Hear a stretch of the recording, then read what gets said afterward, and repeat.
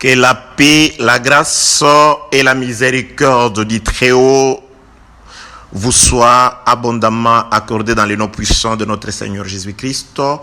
Nous sommes arrivés à la 14e intervention de notre enseignement intitulé « La mort du roi qui entraîne la perte de la drachme ».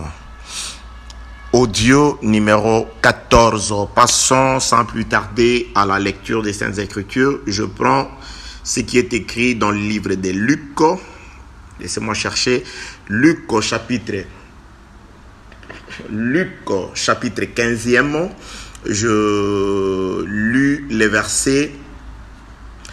Et je vais lire les versets 8, le 2 versets 8 et 9. C'est des passages des Écritures que nous avons toujours utilisé comme le texte de base de cet enseignement. Je suis dans la lecture, Luc chapitre 15, le verset 8 et 9, il est écrit « Ou quelle femme, si elle a 10 drachmes et qu'elle en perde une, n'allume une lampe, ne balaye la maison et ne cherche avec soin jusqu'à ce qu'elle la retrouve. Lorsqu'elle l'a retrouvée, elle appelle ses amis et ses voisines et dit « Réjouissez-vous avec moi, car je retrouvais la drachme que j'avais perdue. » Bien-aimés dans le Seigneur, donc nous sommes en train de naviguer dans les Écritures par rapport à ces passages des Écritures. Nous avons compris beaucoup de choses, entre autres, une femme qui typifie Dieu.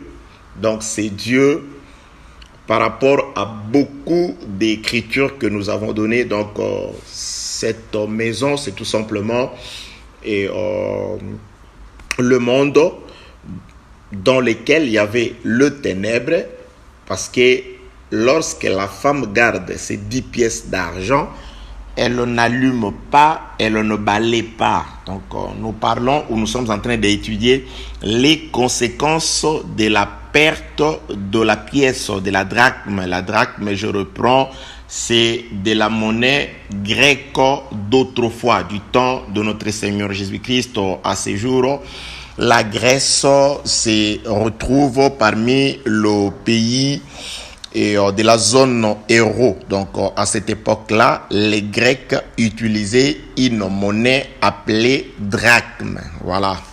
Donc une femme avait 10 pièces, elle en avait 10, ces pièces de drachme ou de monnaie.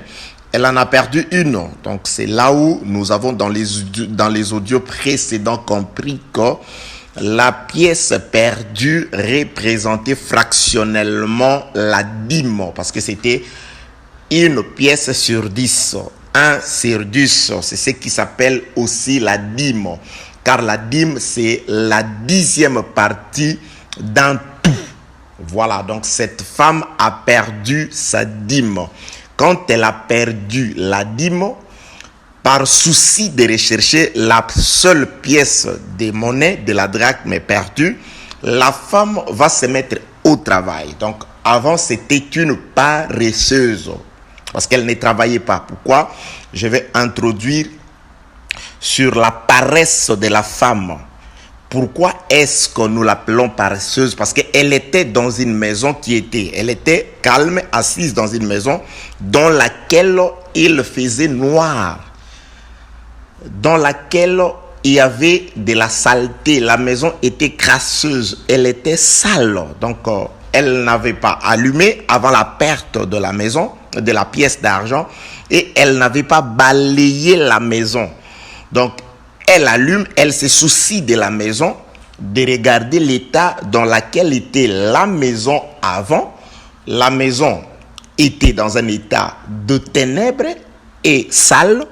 C'est grâce à la perte de la dîme, de la seule pièce sur 10, que la femme se met au travail, qu'elle va se débarrasser de sa paresse. Nous allons parler aussi de la paresse de cette femme. Pourquoi paresseuse? Parce que elle est restée dans une maison, dans les ténèbres et dans un état sale. N'eût été la perte de la pièce, la femme serait toujours paresseuse. La maison de la femme était dans le ténèbre. Que la paix, la grâce et la miséricorde de Dieu vous soient abondamment accordées dans le nom puissant de notre Seigneur Jésus-Christ. Bien-aimé, c'est comme ça la parole du Seigneur. C'est pourquoi Jésus-Christ nous a fait la grâce de le voir. Il dit à vous, mes disciples, vous me verrez, mais les autres ne me verront pas. Gloire plutôt soit rendue à Dieu qui nous a fait cette grâce, à vous et à moi, de le voir dans les Écritures. Parce qu'il est écrit, voici je viens dans le rouleau du livre. Donc, Jésus-Christ ne vient que dans le rouleau du livre. Si vous voulez voir le Seigneur ou si vous voulez laisser introduire le Seigneur dans votre église, dans votre maison, dans votre cœur, c'est à travers le rouleau. C'est ce qui est écrit dans les Saintes Écritures. Voici, je viens dans le rouleau du livre. Il est question de moi. Donc, il vient dans le rouleau du livre. C'est pourquoi tout rassemblement où le rouleau est méprisé, où la parole est méprisée, la connaissance est méprisée, vous avez un autre Jésus. Vous recevrez un autre esprit. Vous croirez à un autre évangile. Parce que le Seigneur Jésus-Christ, parole de Dieu, par laquelle toute chose a été créée, ne vient que par le rouleau du livre. Voici, je viens, dit-il, dans le rouleau du livre. Il est question de moi. C'est-à-dire, pour reconnaître ou retrouver le Seigneur, c'est à travers le rouleau que la paix, la grâce et la miséricorde de notre Dieu soient avec vous. Bien-aimés dans le Seigneur. Ça, c'est le 14e audio. Donc, il y en a 13, les audios, dans lesquels des choses merveilleuses que je ne saurais répéter parce que, poussé par le Saint-Esprit, très souvent, quand je parle, je dis des choses que Dieu me met à l'esprit à ce moment-là. Donc là, je suis en train de me laisser conduire par l'Esprit afin que Dieu qui connaît vos cœurs, Dieu qui connaît vos problèmes, puisse être la solution et la réponse par rapport à ce que vous vivez, par rapport à ce qu'il vous faut. Car Dieu seul connaît votre maladie et il en connaît aussi les remèdes. Quand je parle de la maladie, je parle de votre état. Le péché, c'est aussi une maladie. C'est pourquoi Jésus-Christ, lorsque la femme pécheresse s'est approchée de lui et a commencé à embrasser ses pieds et que les gens se sentent indignés, Jésus-Christ compare cet acte. Il dit, le médecin ne vient pas chercher ceux qui se portent bien, mais le médecin vient chercher ceux qui sont malades. Donc lui, le Seigneur, il se présente comme un médecin et la femme pécheresse qui était là, Jésus-Christ la considère comme une personne malade. Donc le péché, c'est une maladie. Et je vous dirais que s'il y a une maladie qui mène à la mort, c'est le péché. Car un saint peut tomber naturellement malade et mourir. Il ne mourra pas, il se reposera de ses œuvres. Mais le péché, si vous mourrez à cause du péché, là vous mourrez vraiment. Là, vous mourrez. Donc, vous allez vraiment dans la perdition, que la paix, la grâce et la miséricorde de notre Dieu soient avec vous. Pourquoi suis-je en train de nous dire toutes ces choses? C'est par rapport à la parole de Dieu. C'est par rapport à ce qui est écrit dans le Saintes Écritures. Nous avons toujours parlé et le désir de mon cœur a toujours été que le Seigneur m'aide à travers une méthodologie qui n'est pas des hommes, mais une méthodologie qui est de lui, de manière à ce que lui, le médecin, puisse être la guérison, puisse apporter la solution dans tout ce qui vous tourmente. Qu'il soit la main droite de l'Éternel qui va vous relever dans la situation maladroite dans laquelle vous vous retrouvez. Que ce soit spirituellement ou financièrement, ou quelle que soit la situation qui vous entoure, que Jésus-Christ à travers la parole, car c'est par la parole que toute chose a été créée, que le Seigneur soit capable de pouvoir créer ce qui manque, que le Seigneur soit capable de pouvoir créer ce qui vous manque afin que vous puissiez porter cette joie qui vient du cœur, la réjouissance qui vient du cœur dans le nom puissant de notre Seigneur Jésus-Christ. Bien-aimé dans le Seigneur, la mort du roi qui entraîne la perte de la drachme. Donc rentrez dans les audios précédents, vous allez vous rendre compte de pourquoi. Voilà. Je vais récapituler un tout petit peu. Donc voilà, la mort du roi. Pourquoi? Tout simplement parce que la Bible déclare, les hommes de David, laissez-moi lire cette écriture, je la cherche, voilà, je l'ai trouvée. 2 Samuel chapitre 21, le verset 17. Ne vous égarez pas, je suis dans la paresse de la femme. 2 Samuel chapitre 21, j'essaie de redonner un peu de la matière par rapport à ceux qui tomberont, qui pourront ne fût-ce que tomber pour la première fois sur cet audio, afin que cela vous stimule à comprendre, premièrement, à aller, non seulement aller rechercher, d'abord avoir une idée sur ce que nous sommes en train de parler, et d'aller aussi retrouver d'autres audios qui sont en tout cas un peu partout. Et voilà. Contactez tout simplement la personne qui va vous transmettre l'audio. Il saura qui contacter afin que les audios qui vous manquent vous parviennent. 2 Samuel chapitre 21 verset 17, il est écrit: Abishai, 2 Samuel chapitre 21 le verset 17, Abishai fils de Tseroja vint au secours de David, frappa les Philistins et le tua. Alors les gens de David jurèrent en lui disant: tu ne sortiras plus avec nous pour combattre et tu n'éteindras pas la lampe d'Israël. Donc nous avons compris à travers cette écriture que un roi qui meurt dans les champs de bataille et correspond à l'extinction d'une lampe. Donc, lorsque un roi dans un champ de bataille meurt, d'après ces passages des Écritures, c'est une lampe qui s'éteint dans une nation. Donc, le ténèbre va gagner cette nation. C'est pourquoi ces gens ici, après avoir sauvé David de l'embuscade, ils dirent pour préserver la lumière, afin que le royaume d'Israël reste toujours éclairé, il faut, bien aimé dans le Seigneur, que tu sois éloigné de la guerre, de manière à ce que tu ne meurs pas dans les champs de bataille. C'est pourquoi, bien aimé dans le Seigneur. Et voilà, c'est là où nous avons compris. Alors, si un roi meurt dans les champs de bataille, c'est une lampe qui s'éteint. Nous sommes allés dans les Écritures, prouvant à travers ce qui est écrit que le premier roi que Dieu a établi sur la terre, à qui Dieu a réellement donné la domination sur tout, que Dieu a couronné de gloire, d'honneur, de domination, c'était l'homme d'Adam. Adam était un roi.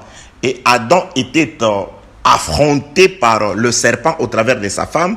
Et il est mort parce que Dieu l'avait dit: le jour où tu désobéiras, où tu mangeras du fruit de cet arbre, là tu mourras. Donc Dieu qui a toujours été fidèle à sa parole. Dieu est fidèle. Il reste fidèle à sa parole. Donc si nous sommes fidèles, Dieu est avec nous. Lorsque nous devenons infidèles, lui il reste fidèle. Donc c'est plutôt à nous de revenir dans la fidélité pour continuer la marche avec Dieu. On ne peut pas être infidèle, devenir infidèle et s'attendre à ce que Dieu nous suive dans les fidélités. Non, c'est à nous de pouvoir nous repentir dans le village. Vous voyez cette parabole que le Seigneur Jésus-Christ a donnée dans le livre de Luc, chapitre 15e, de cet homme qui avait 2 enfants. Il a eu 2 enfants. Et le plus jeune demanda à son papa de pouvoir lui donner sa part de biens. Son père lui a donné la part de ses biens. Il est parti dans un pays lointain. Dieu aimait toujours ses fils. Le père plutôt aimait ses fils. Et il était au courant de ce qui arrivait à son fils. Il était souffrant dans son cœur par rapport à la souffrance que subissait son fils là-bas.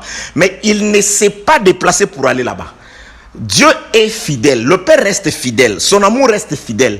C'était au fils de quitter le pays lointain, revenir auprès de son père, et le père l'a accueilli. C'est que le frère qui a écrit la lettre aux Hébreux voulait dire. Dieu reste fidèle. Si vous marchez, si vous êtes dans la fidélité de la parole du Seigneur, sa lumière vous éclaire. Vous êtes rayonné par la lumière de la parole du Seigneur. Mais lorsque vous devenez infidèle, vous sortez de cette zone-là. Dans sa fidélité, tout ce qui a été dit par rapport à tous ceux qui s'éloignent de Dieu va vous arriver. Et il reste fidèle. Si Dieu veut se déplacer pour... Le diable lui dit: hey Dieu, il est écrit dans ta parole que c'est lui qui pêche de qui? Dieu va répondre: et du diable, parce que c'est moi qui l'ai écrit. C'est moi qui ai inspiré mes serviteurs pour le dire. Alors Dieu ne peut pas aller au-delà de sa parole jusqu'à ce que l'esprit de repentance qui est en toi par la parole que tu écoutes te fasse déplacer de là pour revenir dans la parole. C'est pourquoi je t'exhorte, toi qui écoutes la parole du Seigneur et qui regarde ta position, qui regarde parfois comment tu es saisi par la faiblesse, qui t'envoie à réaliser certains actes qui sont en marge de la parole, loin de la parole du Seigneur, de revenir dans la parole. Dieu t'accueillera. Que la paix, la grâce et la miséricorde de notre Dieu soient avec vous. Parce que cet enfant-là, ce fils prodigue, quand il est revenu dans la fidélité auprès du Père, le Père est descendu, le Père a sacrifié, le Père l'a revêtu de nouveau et le Père lui a donné l'anneau, l'autorité. Que la paix, la grâce et la miséricorde de Dieu soit avec vous. Ta place est toujours près de Dieu. Ta bénédiction est là. Ton assistance est là. Ta protection est là. C'est à toi de pouvoir revenir à Dieu. C'est à toi de pouvoir manifester ton premier amour. L'amour que tu avais quand tu avais cru, quand tu avais connu ces choses. De pouvoir te débarrasser de cette paresse qui t'envoie parfois trouver certaines choses normales, certaines erreurs normales. Au début, quand tu agissais de façon négative, de façon contraire à la parole du Seigneur, quelque chose te disait dans ton cœur, non, il y avait toujours cette voix-là intérieure qui te reprochait, qui te rendait triste. Mais voilà que depuis un temps, le diable est en train petit à petit de pouvoir te convaincre, non, voilà, c'est normal, ça ne te tue pas, tu auras toujours tout le temps de pouvoir te repentir. Non, la semaine prochaine, le mois prochain, tu peux aller en prière, tu peux jeûner, mais entre-temps, reste, c'est tout à fait normal. C'est-à-dire, tu commences à devenir normal, à rester normal face au péché. Ça, c'est un danger. Bien-aimé, un fils de Dieu, celui qui a Dieu dans son cœur. Dieu, lorsque tu te comportes de manière différente de la parole du Seigneur, c'est un ami fidèle. Il te rappelle toujours. Et la tristesse va vraiment gagner ton cœur. Tu te sentiras, tu te diras, non. Je me suis écarté, j'ai dépassé les bornes. Laisse-moi revenir. Que la paix, la grâce et la miséricorde de notre Dieu soient avec vous. Donc, dans la fidélité de Dieu par rapport à sa parole, Adam a péché. Et ce jour-là, Adam est mort. Donc, Adam est tombé dans le champ de bataille. Si vous voulez avoir des amples explications sur la guerre entre l'armée d'Adam et l'armée du serpent, rendez-vous, je crois que c'est le 3e ou le 4e audio où nous avons vraiment détaillé ces choses-là. On en est à la 14e intervention. En tout cas, il est un peu difficile. Donc, je suis allé juste là-bas pour nous rappeler quand est-ce que les ténèbres est entré dans la maison de cette femme, afin de pouvoir aussi un peu comprendre sur son état de paresse. Parce que nous avons introduit, disons, qu'elle était paresseuse avant la perte de la drachme. Elle était une paresseuse. Elle ne faisait rien. La maison était dans les ténèbres. Elle ne faisait absolument... Qu'est-ce qui se passe? Je vais régler la climatisation. Ça ne fonctionne pas. La chaleur en Chine, c'est terrible. Il fait très chaud. Que la paix, la grâce et la miséricorde de notre Dieu soient avec vous. Bien-aimés dans le Seigneur. Voilà ce qui se passe. Donc, Adam comme roi est mort dans les champs de bataille. Donc, par rapport à 2 Samuel, chapitre 21, le verset 17, donc, une lampe s'était éteinte. Donc, le ténèbre a gagné toute la terre. Le monde, depuis le péché d'Adam spirituellement, a été couvert du ténèbre. C'était le noir. C'était de l'obscurité. C'est pourquoi le frère Paul dit, autrefois, nous marchions en tâtonnant. Nous étions en train de tâtonner. Pourquoi? Parce que Jésus-Christ dit, celui qui marche loin de lui qui est la lumière, il tâtonne parce qu'il ne sait où placer son pied. C'est pourquoi j'ai toujours dit, je crois l'avoir dit, les yeux ne servent à rien sans la lumière. Le juif avait des yeux, la loi pour voir, mais tellement qu'ils n'ont pas compris, ils n'ont pas cru les seigneurs, ils ne pouvaient pas l'accepter. Bien-aimés dans les seigneurs, c'est grâce à la lumière que les yeux peuvent lire. Aussi bon que soient vos yeux, si on vous place dans une pièce où il fait noir, ces yeux, aussi excellents qu'ils le soient, ils ne serviront à rien. C'est la lumière qui aide les yeux. C'est pourquoi Jésus-Christ est cette lumière qui nous aide à voir dans les Écritures, à le voir dans les Écritures, à adorer. Sans Jésus, c'est les ténèbres. Il l'a dit, je suis la lumière du monde. Que la paix, la grâce et la miséricorde de notre Dieu soit avec vous dans le nom puissant de notre Seigneur Jésus-Christ. Donc, d'après 2 Samuel, chapitre 21, le verset 17, donc, si le roi meurt dans les champs de bataille, c'est une lampe qui s'éteint. Donc, la mort d'Adam par la désobéissance, les noirs, le ténèbre a gagné toute la surface de la terre. Donc, raison pour laquelle Jésus-Christ est typifiant les mondes, son état avant la perte de la dîme, de la drachme. C'est-à-dire, cette femme-là ne faisait rien dans une maison sale et couverte de ténèbres. Elle ne faisait rien. La Bible ne nous a pas dit dans l'illustration du Seigneur. Nous n'avons pas le droit d'augmenter. Nous respectons juste ce qui est écrit. Si la Bible dit, après la perte, lorsqu'elle a constaté la perte de la pièce d'argent, de la drachme, elle a allumé, ça veut dire qu'on n'allume pas dans une pièce où il fait déjà clair. On ne peut pas amener la lumière là où il y a déjà de l'éclairage. Donc, si elle a allumé, c'est que c'était le ténèbre. La lumière est venue pour chasser les ténèbres. Si elle a balayé, c'est que la maison n'était pas propre. Donc, c'est-à-dire, la drachme pouvait se confondre dans les ordures, dans la saleté. Donc, afin de retrouver la drachme, il fallait d'abord balayer la maison. Vous voyez ce qu'elle a fait? Elle a allumé, elle a balayé la maison et elle a commencé à faire des recherches, ce qui est écrit, et rechercher avec soin. Donc la femme se met au travail grâce à la perte de la drachme. La femme se débarrasse de sa paresse grâce à la perte de la drachme. C'est pourquoi nous l'avons déjà dit, cette drachme, la seule sur 10, représente le Seigneur Jésus-Christ par rapport à la dîme.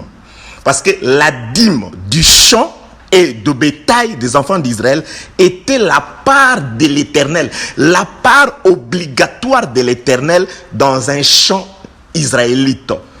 Tout enfant d'Israël savait que dans mon champ, je n'ai droit qu'à 9 dixièmes. Le 1 dixième, c'est la part de l'Éternel. Dans mon bétail, je n'ai droit qu'à 1 à 9 dixièmes. Le 1 dixième, c'est la part de l'Éternel. Ça, c'est écrit dans les Saintes Écritures. Les audios précédents vous donneront de détails sur cela. Nous avons ergoté, nous avons navigué dans les Écritures afin de pouvoir manifester pourquoi Jésus-Christ ne dit pas 2 pièces, 3 pièces qui se perdent, mais il ne parle que d'une pièce sur 10, bien-aimés dans le Seigneur. Or, une pièce sur 10 représente la dîme. La dîme dans la loi, ce n'était pas la part d'un enfant d'Israël, mais c'était la part de l'Éternel. À un moment donné, les enfants d'Israël, lorsque les champs atteignaient la maturité, devaient prendre la dîme et le remettre à l'Éternel. Dieu dit, c'est qu'on me donnera et je le donnerai à Lévi. Donc la dîme, on ne la donnait pas d'abord à Lévi. On l'a donnée à l'Éternel. C'est ce que Dieu a dit. On m'apportera la dîme et moi je vous donnerai. Donc Dieu, la dîme faisait ce triangle-là. Enfant d'Israël, éternel, éternel, Lévi. C'est pourquoi la véritable dîme, c'est le Seigneur Jésus-Christ sur la terre. Selon que Dieu lui-même confirme que celui-là, c'est ma part. Dans le Jourdain, il dit, mon fils bien-aimé, c'est celui-là. D'entre tous les hommes, c'est celui-là. Le frère Pierre dit, ils ont entendu une voix dans la montagne qui leur a présenté celui sur qui toute l'affection de Dieu était posée, Jésus. Donc, d'entre les hommes, dans les champs, la part de l'Éternel, la dîme de Dieu, c'était Jésus. C'est pourquoi, au moment donné, les hommes devraient obéir. Ils ont pris la dîme, ils l'ont rendue à son propriétaire. Jésus-Christ crucifié, Jésus-Christ dit, je m'en vais. Il dit à ses disciples, il vous est avantageux que je m'en aille. Afin que la dîme soit donnée à Lévi. C'est-à-dire, il faut que la dîme parte d'abord à Dieu. Il faut que je parte d'abord à Dieu. Ensuite, qu'est-ce qui arrivera par la suite? Le Saint-Esprit descendra. Sur qui? Sur le véritable Lévi qui sont à ce jour le pèlerin, l'église que nous sommes. Que la paix, la grâce et la miséricorde de notre Dieu soient avec vous. Je ne voudrais pas m'attarder là-dessus, mais il faut que je le fasse cet exercice parce qu'il y a des gens qui nous envoient de requêtes parce qu'ils ont reçu juste un audio. Gloire soit rendue à Dieu que chaque audio, quoique faisant partie d'un enseignement, a toujours été une prédication pouvant te faire comprendre des choses, t'exhorter, te censurer, te corriger, t'enseigner, t'éclairer. Oui, éclairer, t'éclairer, voilà. Et voilà. Bien-aimé dans le Seigneur. Donc, le ténèbre a traîné dans la maison de cette femme, les mondes. La femme était là, bras croisés. Elle conservait ses 10 pièces d'argent dans une maison ténébreuse et dans une maison où il y avait la saleté. Elle ne s'était jamais souciée de la maison, ni de son état de ténèbres, ni de son état dans la saleté dans laquelle était la maison. Elle n'avait fait aucune recherche dans la maison. Mais la perte de la drachme, c'est-à-dire la perte de la drachme, c'est la mort de notre Seigneur Jésus-Christ, grâce à laquelle le monde a reçu la lumière. La lumière nous est venue par la mort, car il était avantageux qu'un homme meure, afin que la multitude soit sauvée. La mort de Jésus-Christ a ramené la lumière. Jésus comme étant le soleil, lorsque le soleil s'est couché, c'est alors que dans les tabernacles ou dans la tente d'assignation, si vous voulez bien, une lampe s'allumait qu'on appelait chandelier. Dans le tabernacle, dans les temples, le chandelier était allumé par rapport au soir. Or, le soir était représenté par les couchers du soleil. Le soleil se couche, une lumière visite le temple. Nous sommes dans les temples du Seigneur, nous sommes des sacrificateurs travaillant dans les temples comme étant l'église du Seigneur. Et nous avons la lumière, une lampe ou un chandelier à cette lampe a été allumé parce qu'un soleil s'était couché. Le véritable soleil de la justice, Jésus-Christ, s'est couché à Golgotha sur le mont Golgotha. C'est alors qu'aujourd'hui nous avons la lumière. Donc la lumière nous éclaire. Et cette lumière est accompagnée du balai. Aujourd'hui, je ne voudrais pas vraiment aller là-bas. Je veux parler de quelque chose, de la paresse, avais-je dit, de la femme. Prenons les Écritures toujours. Je vais lire un passage d'Écriture dans les livres des Proverbes. Je prends Proverbes chapitre 24. J'avais bien préparé ce passage d'Écriture aujourd'hui. Je prends Proverbes chapitre 24. Ce passage d'Écriture m'est venu pendant que je priais. Et Proverbes chapitre 24, je commence au verset 30. C'est comme ça, c'est là où je vais commencer. Quelqu'un dit, je passais près du champ d'un paresseux. Je compare aussi cette femme à une paresseuse. Pourquoi une paresseuse? Parce qu'elle était là. La maison était dans les ténèbres et la lampe était là. Elle n'a rien fait. La maison était sale. Le balai était là.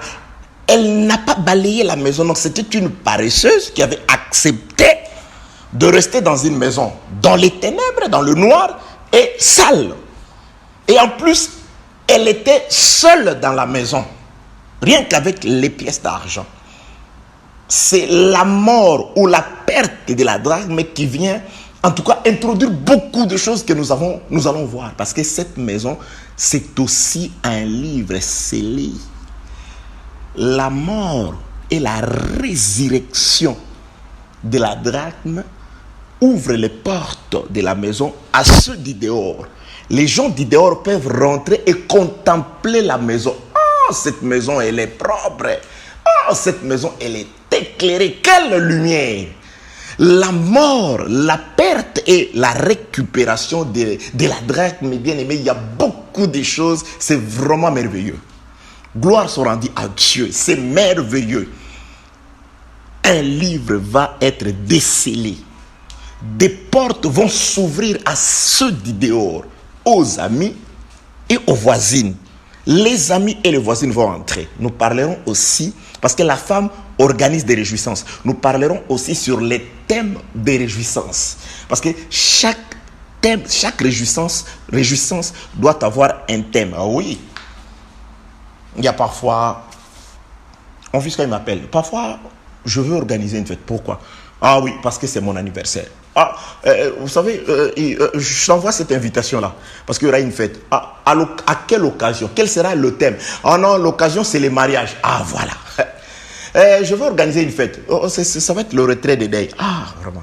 Je veux organiser, donc c'est-à-dire, les réjouissances de cette femme-là aura aussi un thème. Et ce thème-là, vous savez, parfois aujourd'hui, ce n'est pas ce que j'avais prévu de dire aujourd'hui, mais c'est comme si les seigneurs me poussent à le dire. Vous savez, aujourd'hui, on va participer à des fêtes où soit on ne connaît pas les thèmes, où le thème est différent. Dans la fête, vous trouvez un thème différent de celui pour lequel vous avez été invité.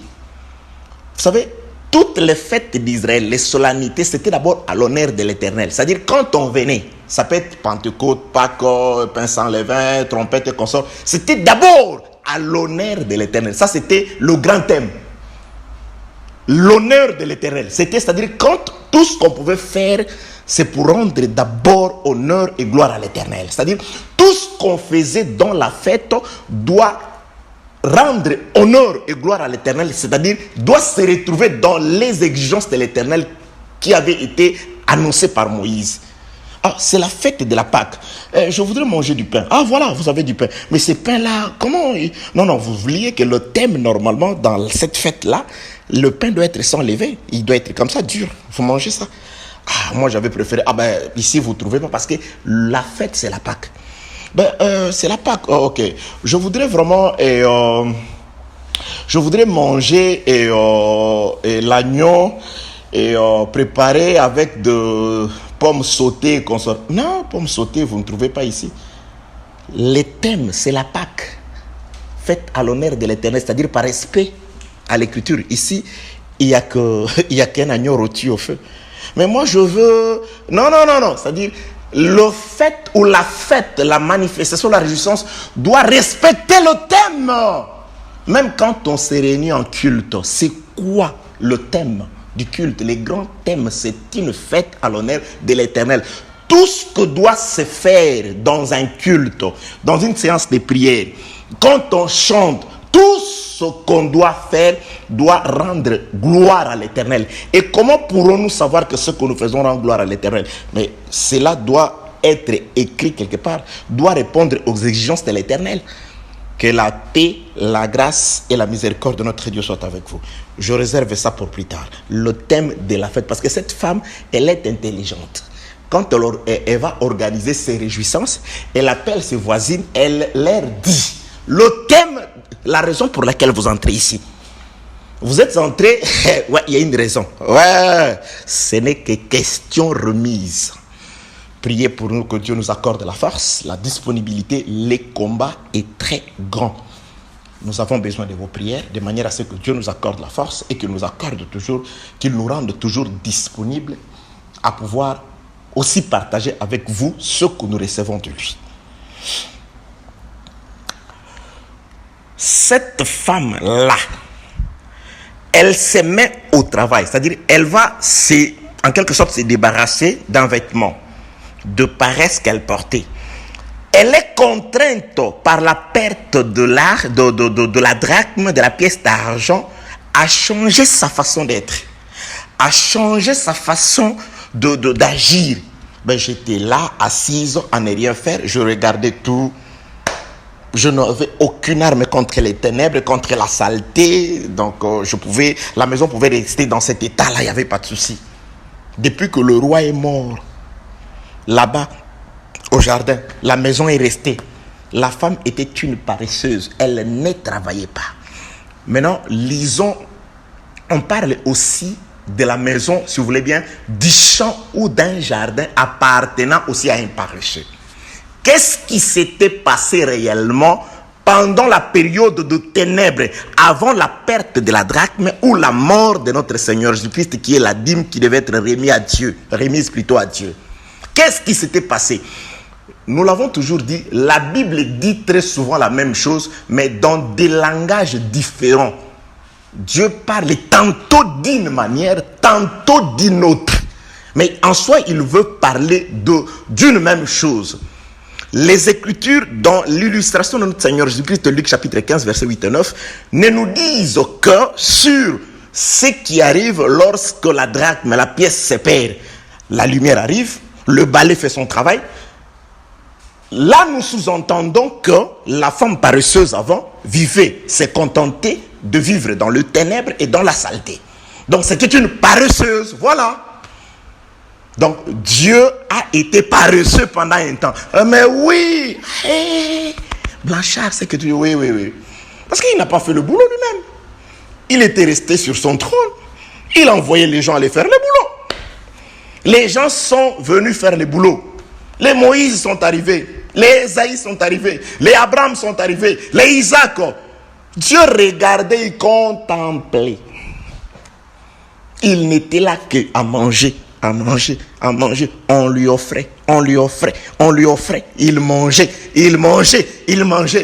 Mais il a compris, non, si je reste dans cet état de paresse, à ne rien faire, à n'envoyer que des serviteurs, je n'accomplirai pas le désir de mon cœur. Je reçois les sacrifices. Or, quelque part, j'avais inspiré quelqu'un de dire qu'il y a beaucoup plus de bonheur à donner qu'à recevoir. Non. Si moi, Dieu, je dois être heureux, je dois donner. Qu'est-ce que je dois donner? Je dois donner ce que j'ai de plus précieux. C'est de là que Dieu va s'élever pour descendre et commencer à travailler. Dieu, il va se dévêtir de son manteau de paresseux. Où il était assis sur son trône, il ne faisait qu'envoyer. Ainsi dit l'Éternel qui est resté dans son trône. Mais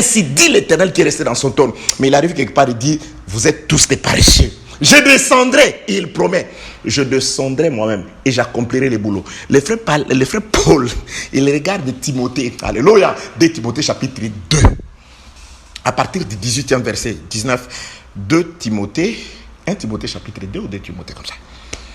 Il dit, les laboureurs, s'il ne travaille pas, il ne mangera pas. Or, le véritable laboureur qui a semé sur la terre, c'était Dieu. Il a pris de la semence qui était son souffle, il l'a semé dans la terre, c'était Adam. Et cette semence-là est morte après un temps. Dieu est resté, le laboureur est resté, il envoyait juste les gens. Allez regarder les champs.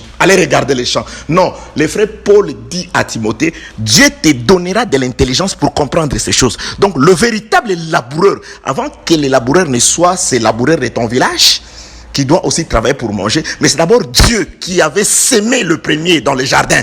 Adam, le souffle de Dieu dans la terre. C'était une sémence de Dieu sur la terre. C'est pourquoi Jésus-Christ s'est dit les grains de blé qui est tombé à terre. Donc, si Jésus est une sémence, c'est que Adam l'était aussi. Que la paix, la grâce et la miséricorde d'évangile qui toquent, ils en auront bien. Que Dieu vous bénisse. Que la paix, la grâce et la miséricorde de notre Dieu soient avec vous. Je parle de l'état de la paresse de la femme. Là, la paresse de Dieu. Donc, il s'était revêtu de ce manteau-là. Il est resté sur son trône. Il envoie des serviteurs. Allez travailler. Allez-y travailler. Dieu ne voulait pas descendre et travailler lui-même. Et pendant ces temps, la maison est restée dans les ténèbres. Pendant ces temps, il était affameux. Parce que Dieu s'est nourri de la louange, de l'adoration, des adorations des saints. Il s'est nourri aussi des sacrifices de notre vie, selon Romains chapitre 12, le verset 1er. Offrez vos corps à Dieu comme un sacrifice saint, vivant et agréable. Ce qui sera de votre part un culte agréable. Un culte raisonnable plutôt. Donc, aucun corps n'était un sacrifice saint, vivant et agréable. Aucun corps. Jusqu'à ce que Dieu descende de lui-même. Les laboureurs, Paul dit, s'il ne descend pas, s'il ne travaille pas, il ne mangera pas. Dieu doit manger les sacrifices. Le fruit de la terre, les bons fruits de la terre. Pour ce faire, Dieu doit descendre lui-même. Les laboureurs descendent. Et quand les laboureurs descendent, il regarde ses disciples, il regarde la foule, il leur parle que je suis le laboureur, mais la foule ne comprend pas. Il dit, un semeur sorti pour semer. Il parlait de lui-même. Donc Dieu doit sortir pour s'aimer. Il doit sortir. Il doit sortir de l'éternité. Il doit sortir de la gloire, descendre et commencer à s'aimer. Voilà aujourd'hui, Dieu est en train de s'aimer, le Saint-Esprit à travers le ministère. Dieu s'aime. Certainement, il y a devant moi, il y a devant tous les semeurs des ministres du Seigneur, ces espèces, ces 4 espèces de terre. Il y a la bonne terre, il y a la terre épineuse, il y a la terre rocailleuse, il y a la terre, il y a la route. Il y a une partie des gens qui reçoivent la parole et lesquels portent aussi des bons fruits. Donc, bien aimé dans le Seigneur, écoutez-moi très bien. Je ne voudrais pas être non plus long aujourd'hui, comme je l'ai dit la fois passée. Les laboureurs doivent travailler. Alors, nous avons Dieu dans des états. Dans un état où, après le péché de l'homme, il est resté assis sur son trône, il contrôle, il envoie les gens, il punit, il châtie, mais il ne veut pas faire le travail lui-même. Il prend juste une portion de sa parole, il le donne à quelqu'un. Et ces gens-là, quand ils venaient les envoyer, Dieu restait. Il disait, ainsi dit celui qui est resté sur le trône. Ainsi dit l'Éternel. Et quand Dieu descend, il dit, en vérité, je vous l'ai dit. On lui dit, Pilate, et plutôt Philippe et les autres croyaient que lui aussi était un envoyé. Il était un travailleur. Il dit, toi travailleur, montre-nous les boss. Montre-nous les pères. Il dit, Philippe. Depuis longtemps, j'ai toujours été là. Tu n'as pas connu les boss. Tu n'as pas connu lui-même le chef, le roi, le maître, la parole du commencement qui est descendue. Mais je suis descendu, je suis là, Philippe. Qui m'a vu à la grâce de voir Dieu. C'est pourquoi qui voit Dieu dans les Écritures, qui voit Jésus dans les Écritures, voit Dieu. Qui voit dans les Écritures, voit Dieu. Jésus, c'est la parole. Qui voit la parole, voit Dieu. Dieu ne se trouve que dans la parole. Dans le rouleau du livre, il est là. Oui, Philippe comprit. Ok. Oui. Donc c'est toi. Après la résurrection, Thomas, après avoir douté, quand il réapparaît, Thomas était là. Il dit, Thomas, viens mettre tes doigts sur mes plaies. Il dit, mon Seigneur est mon Dieu. Mon Seigneur est mon Dieu. Il dit, oui, c'est toi. Nous comprenons que c'est toi qui es descendu, qui t'es dévêtu, qui t'es débarrassé de ces manteaux de paresse qui faisaient que la terre reste dans les ténèbres parce que tu envoyais les gens faire le travail à ta place. Il fallait que tu descendes toi-même et que tu regardes. Que la paix, la grâce et la miséricorde de notre Dieu soient avec vous. Je reprends la lecture. Je suis dans le livre des Proverbes, chapitre 24e. J'étais au 30e verset où il est écrit. J'ai passé près du champ d'un paresseux. Ça c'est le chant de Dieu. Blanchard. Ouais, c'est le chant de Dieu. Je vous ai fait comprendre dans quel sens nous disons qu'il a joué au paresseux. Vous avez compris. Vous avez l'esprit du Seigneur pour comprendre. Même ceux qui reçoivent l'enseignement pour la première fois vont comprendre. Parce que l'esprit du Seigneur vous aidera à comprendre toutes choses. Ça, c'est le frère Paul qui dit à Timothée. J'ai passé, Proverbe chapitre 24. Vous savez bien aimé, quand je lis, j'insiste beaucoup sur le passage d'écriture. Car vous devez tout vérifier. Vous devez vérifier. Je passais près du... Heureusement que vous n'avez toujours pas été vraiment très rigoureux à l'égard de lapsus. Parce qu'il nous arrive parfois de dire autre chose par rapport à ce que nous pensons. Et vous avez l'esprit du Seigneur pour comprendre que ça, c'est un lapsus. Je passais près du J'ai passé près du champ d'un paresseux et près de la vigne d'un homme dépourvu de sens. Et voici les épines y croissaient. Partout. Donc, après le péché d'Adam, les épines ont tellement cru sur la terre que il n'y avait pas où placer le pied. Les épines. Ben oui, Dieu l'avait dit à Adam, la terre te produira des épines. À cause de la désobéissance, à cause de la mort, les épines doivent couvrir la terre entière. Les épines. Il fallait que Oui, je l'ai déjà dit quelque part, mais je vais juste prendre ça. Vous savez aussi quand Israël, c'est dans les livres de Josué, entre parenthèses, je veux revenir, Josué chapitre...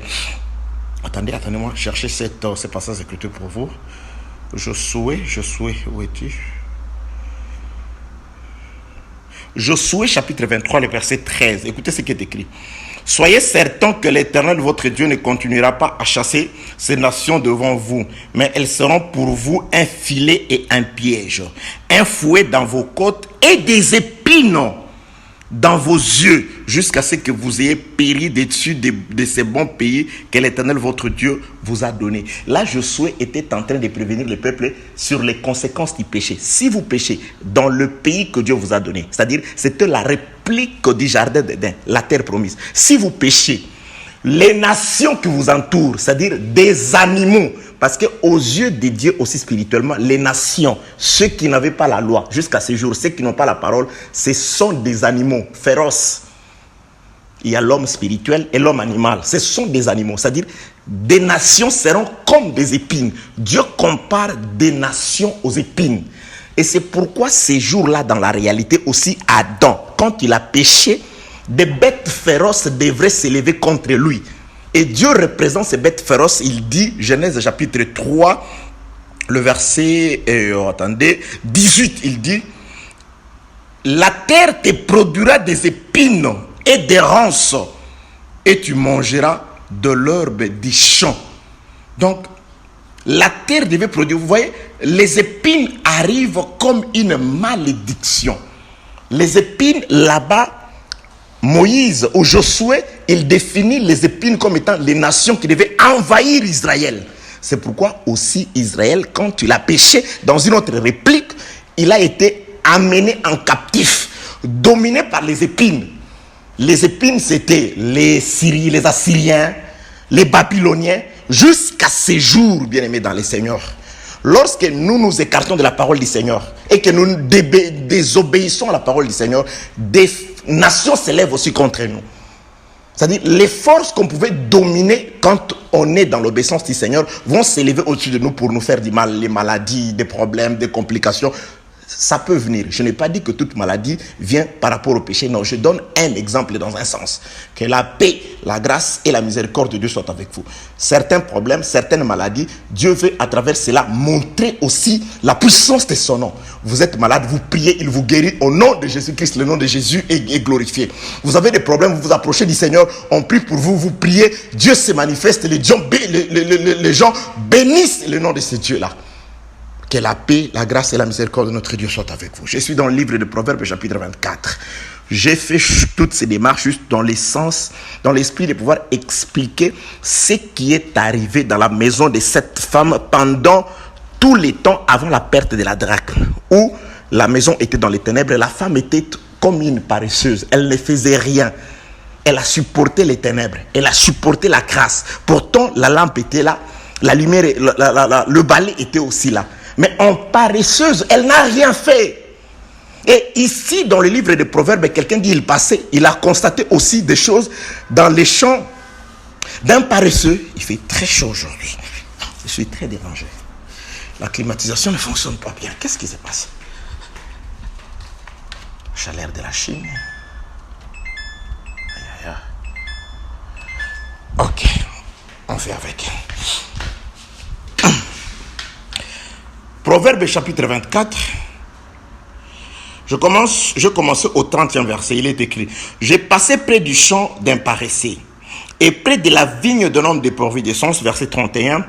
Et voici, les épines y croissaient partout. Les ronces couvraient la terre. Et le mur de pierre était écroulé. Aïe, aïe, aïe, aïe, aïe, aïe. Ça, c'est grave. Le mur de pierre était écroulé. Suite à quoi? Je m'excuse, bien-aimé dans les Seigneurs. Et voici, verset 31, les épines y croissaient, c'est-à-dire dans les champs du paresseux. Donc avant, il n'y avait pas d'épines. Et vous allez vous rendre compte, qu'est-ce qui a provoqué ces désastres? C'était quoi l'origine ou la cause du désastre? Manifesté par la présence des épines et de ronces, ainsi que le croulement, le renversement du mur de pierre. Et un mur de pierre a été renversé. Qu'est-ce qui en était la cause? Voici les épines, verset 31, y croissaient partout, les ronces en couvraient la face, et le mur de pierre était écroulé. J'ai regardé attentivement et j'ai tiré instruction de ce que je vis. Un peu de sommeil, un peu d'assoupissement, un peu croiser les mains pour dormir et la pauvreté te surprendra. Comme un rôdeur et la disette, comme l'homme en armes. Comme un rôdeur, le diable est en train de rôder. Comme un lion rugissant, cherchant qui dévorer. Vous savez déjà là. Le diable a surpris l'homme. Qu'est-ce qu'il a fait? Il a fait pousser des ronces sur la terre et il a renversé la muraille. Pourquoi? La Bible donne l'explication. Moi, je n'ai pas donné l'explication. Un peu de sommeil, un peu d'assoupissement. Donc, ces choses arrivent suite à un sommeil d'Adam. Adam s'est endormi. Il ne pouvait pas s'endormir. Il devait veiller. C'est pourquoi la Bible nous parle de veiller dans les Écritures, de rester éveillé. Vous pouvez dormir, mais tout en restant éveillé. C'est-à-dire, dormez par rapport à la parole.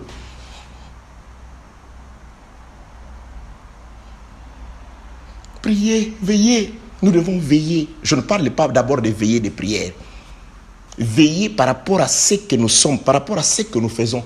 C'est pourquoi le frère Paul explique ça d'une autre façon. Comment veiller? Il dit, fais attention à toi-même et à ton enseignement, à toi-même, à ton comportement et à ce que tu enseignes, à ce que tu dis ou à ce que tu reçois comme enseignement. C'est ainsi que nous pouvons veiller. Est-ce que c'est que je fais par rapport à la parole, ça va? Ce que je dis, ça va? Là où je vais, ça va? Là où je suis, ça va? C'est ça, rester éveillé. Donc, le frère, dans le livre des Proverbes, dit, toutes ces choses sont arrivées quoi? La présence des épines, la domination des animaux féroces, la domination de la pauvreté qui rôde comme un homme en armes. Le diable est en train de rôder. Il a les armes entre ses mains. Il attend que tu t'endormes. Il attend que tu baisses la garde. Il attend que tu t'affaiblisses. Il t'attaque. Il te cible. Il tire. Il est en train d'éroder comme un homme en armes. Mais qu'est-ce qui lui fait prendre de l'avantage? Ou qu'est-ce qui lui a fait prendre de l'avantage sur le paresseux, le propriétaire du jardin? C'était les sommeils. Un jardin a été donné à Adam. Adam, tu gardes et tu cultives. Adam s'est endormi. Maintenant, toute la postérité d'Adam, les jardins que nous sommes, il y a eu des épines, la domination des nations, des animaux féroces, la domination des esprits impurs, toutes ces histoires ont dominé sur nous depuis un temps. Et la muraille, le mur plutôt, des pierres s'est écroulé. Bien aimé, lorsque Adam s'est endormi, parce que Jésus-Christ définit aussi les sommeils comme la mort. Lazare, notre ami, dort. Or, il mourait. Donc, quand on parle du sommeil, du paresseux qui a fait paraître, qui a fait pousser des ronces et des épines dans son champ et qui a entraîné l'écroulement des murs de pierre, ce sommeil, ça part de la mort. C'est Adam qui est mort par sa désobéissance. Et pendant tous ces temps de ténèbres, il est arrivé que le mur de pierre est écroulé. Ok, j'explique le mur par rapport à Cantique des Cantiques. Il y a plusieurs explications. Je prends juste le Cantique des Cantiques. Cantique des Cantiques, chapitre 8. Attendez. Ça commence au 8e verset. Voilà. Cantique des Cantiques, chapitre 8. Verset 8, il est écrit. Je regarde d'abord le temps. Je considère le temps. Je suis arrivé. Cantique des Cantiques, chapitre 8. Je commence au 8e verset, il est écrit. Nous avons une petite sœur qui n'a point encore de mamelles. Que ferons-nous de notre sœur les jours où on la recherchera? Si elle est un mur, nous bâtirons sur elle des créneaux d'argent. Si elle est une porte, nous la fermerons avec une planche de cèdre. Maintenant, la sœur répond: je suis un mur et mes seins sont comme des tours. J'ai été à tes yeux comme celle qui trouve la paix. Ça, c'est une femme. Donc, le mur peut aussi parler d'une femme. Or, quand Salomon ici parle d'une femme, il parle de sa femme qui est son amie. C'est pourquoi, quelque part, elle l'appelle ma soeur, ma bien-aimée, ma soeur. Et elle dit, que n'es-tu, mon frère, à l'été des mamelles de ma mère? Donc, c'est-à-dire, elle parle aussi, elle, de son mari comme son frère. Vous voyez, que n'es-tu, mon frère, à l'été des mamelles de ma mère? Donc, je parle aujourd'hui, le mur parle aussi d'une femme. Donc, quand on dit que le mur de pierre était écroulé, on parle du sommeil d'Adam qui a aussi entraîné sa femme, Ève, qui représente l'humanité aussi dans la chute. Le pierre s'était éparpillé. Jésus-Christ, le frère Jérémie dit quelque chose, entre parenthèses. Ça, c'est par rapport à la chute d'Israël. Mais ça représente aussi un peu la même chose. Ça concerne Israël. Mais je vais le prendre pour illustrer. Il dit quelque chose comme le pierre du sanctuaire sont éparpillés. Attendez, c'est Lamentation de Jérémie. Attendez, je vais chercher. Lamentation de Jérémie, chapitre 4, le verset 1er. Et quoi? L'or a perdu son éclat. L'or pur est altéré. Le pierre du sanctuaire sont dispersés au coin de toutes les rues. Ici, Jérémie était en train d'annoncer ce que Jésus-Christ a confirmé.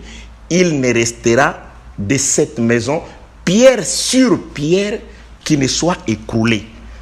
Donc, après la mort de Jésus-Christ, dans la désobéissance d'Israël, spirituellement, c'était un sanctuaire qui a été détruit et les pierres ont été dispersées. C'est pourquoi Ecclésiaste chante, il dit, il y a un temps pour lancer les pierres, il y a un temps pour ramasser les pierres. Par la désobéissance d'Adam aussi, il y avait un mur composé de plusieurs pierres. Nous étions de pierres dans le mur. Ça, c'était de façon charnelle. Nous sommes sortis et nés d'Adam, du sang d'Adam. Par les péchés d'Adam, nous étions éparpillés. La muraille a été écroulée, renversée. Et plus tard, Pierre confirme, il dit, et vous aussi comme des pierres, approchez-vous afin que nous puissions former l'édifice de Dieu, la maison spirituelle du Seigneur. Donc aujourd'hui, nous sommes aussi des pierres. La maison de Dieu est composée de plusieurs pierres. Donc, les frères qui a écrit cet Proverbe chapitre 22 et Proverbe chapitre 24, il voit ça, mais il voit ce que Jésus-Christ donne comme l'illustration dans la perte de la drachme. Avant la perte de la drachme, la femme est paresseuse. Ici aussi, le frère qui écrit ce livre de Proverbes, il le dit. Il le dit. Proverbe chapitre 24, il le dit. À partir du verset 30, j'ai passé près du champ d'un paresseux et près de la vigne d'un homme dépourvu d'essence. Et voici, les épines y croissaient partout. Les ronces en couvraient la face et les murs de pierre s'étaient écroulés. Et j'ai regardé attentivement et j'ai tiré instruction de ce que je vis. Un peu de sommeil, un peu d'assoupissement, un peu croiser les mains pour dormir.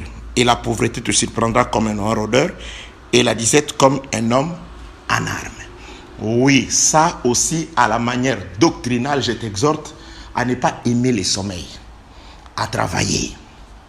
Un enfant de Dieu doit savoir travailler. Le frère Paul dit, j'ai travaillé afin que je puisse donner aussi l'exemple. Je n'ai été à charge à personne. J'ai pourvu aux besoins à mes besoins ainsi qu'à ceux qui étaient avec moi. Donc le travail est d'une importance capitale. Il y a une forte exhortation ici sur le travail. Mais dans un cadre prophétique, ça parlait aussi d'un temps. Donc cette maison où ces champs est resté ainsi, rempli d'épines. C'est pourquoi Jésus-Christ, quand tu le meurs, il y a un symbole. On doit mettre sur sa tête une couronne d'épines. Ça veut tout simplement dire, c'est celui qui est venu comme étant le laboureur afin de pouvoir sarcler les champs disparaissaient. C'est-à-dire, lorsque Dieu regardait Adam s'endormir, Dieu regardait, il envoyait les gens. Il était là, il regardait. Personne ne pouvait enlever ces épines-là. Les épines, c'est-à-dire la force des nations, les animaux ont dominé dans ces champs-là jusqu'à aller écrouler la muraille, le mur de pierre. Et Jésus-Christ, quand il meurt, il regarde, il va montrer que c'est celui qui vient balayer, sarcler. Il vient cultiver comme le véritable Adam les jardins. Qu'est-ce qu'il va faire? Il doit récupérer les épines et les porter sur sa tête. Les châtiments qui donnaient la paix à la terre sur laquelle il y avait des épines est tombé sur la tête de Jésus-Christ. Il a porté les épines, il a recueilli les épines, il les a portées sur sa tête. Et quand il fait ça, il avait déjà annoncé: vous détruisez le mur de pierre et moi je le rebâtirai dans 3 jours. Donc l'œuvre de la mort de Jésus-Christ, non seulement il rebâtit le mur, c'est-à-dire il nous a reconstruit, il nous a rappelé, nous qui étions de pierre, et il a aussi enlevé les épines qui étaient sur notre chemin. C'était un chemin d'épines. Et parmi les épines, aucune sémence ne peut pousser. Jésus-Christ le montre dans sa parabole. Terrain d'épines, on jette la sémence, les épines étouffèrent la sémence. C'est pourquoi Jésus-Christ est venu par sa mort. Il a recueilli les épines, il a ramassé toutes les épines et il les a portées sur sa tête. Il a nettoyé la terre et il a relevé le mur où la sœur de Salomon qui s'était écroulée autrefois. Jésus-Christ t'appelle par sa parole, toi qui es une pierre, toi qui es plutôt une pierre, afin que nous tous, comme des pierres, que nous venons et que nous puissions former un édifice spirituel, la maison sainte de Dieu. Raison pour laquelle, lorsque la femme perd la drachme, et quand elle la retrouve, qu'est-ce qu'elle fait? Elle va renverser, elle va plutôt rebâtir la muraille, le mur de pierre. Qu'est-ce qu'il va faire?